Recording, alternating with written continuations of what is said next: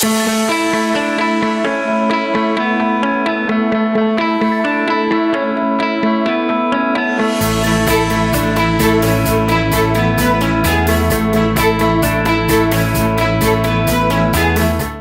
think, you know, there's a lot of different forms. There's assertive and passive, passive-aggressive, you know, aggressive. Assertive communication is awesome. Assertive is the only healthy one. And assertive, by its very nature, means that when you and I are talking assertively, which this is, all of this interview is assertive. We don't have any hidden agendas. We're not trying to get at each other. We're not talking to each other disrespectfully, and we're not rolling our eyes. There's no games being played here. I'm really saying how I feel, and you're saying how you feel. And it's a wonderful way to communicate. It feels safe.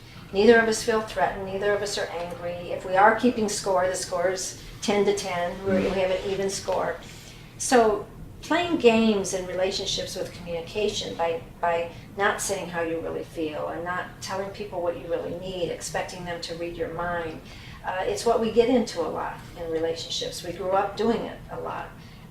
And it's so unhealthy because assertive by its very nature is calming and peaceful, and it means that I may not always say what you want to hear, I may not always agree with you, but I can say it in a way that causes you to be willing to listen to me and then tell me how you feel. And if we can do that, then communication has a real shot.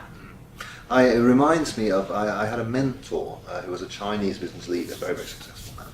And he came from a North Chinese province and spoke a North Chinese province dialect, Right. which none of the people that he worked with close to Beijing in Tianjin actually really understood, and he said it was very difficult to communicate with him. And I reported directly into him, so I spoke English, no Chinese. Right. He didn't speak any English.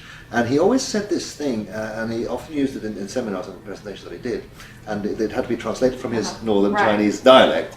And he said, when the hearts are open, the language doesn't matter. Right. And I love that because it's the same thing that you're saying Right. here of not playing games. If you Right. open up your heart and if you're really trying to communicate and Right. engage, Right. it doesn't matter what filters you have to go through. And I think the reason why communication is so hard for most people is because there is some always hidden agenda or game, or they're not really saying what they mean, or they're trying to cover it up, or they're trying to be nice, or whatever it is. And so we've learned not to really trust other people. You know, sandwiching is a great technique. You've heard of that. It's not a great technique. I mean, it's a great example. Sandwiching is, you know, I let's say you work for me and I want to tell you something like, you know, or you're my husband, you know, Dan, I need you to be home more or help with the kids more. So what I do is, Dan, you're an awesome husband. I love you so much. You're great, but I really need you home more with the kids. But don't get me wrong. I love being with you. I wouldn't want to be with anyone else. Yeah.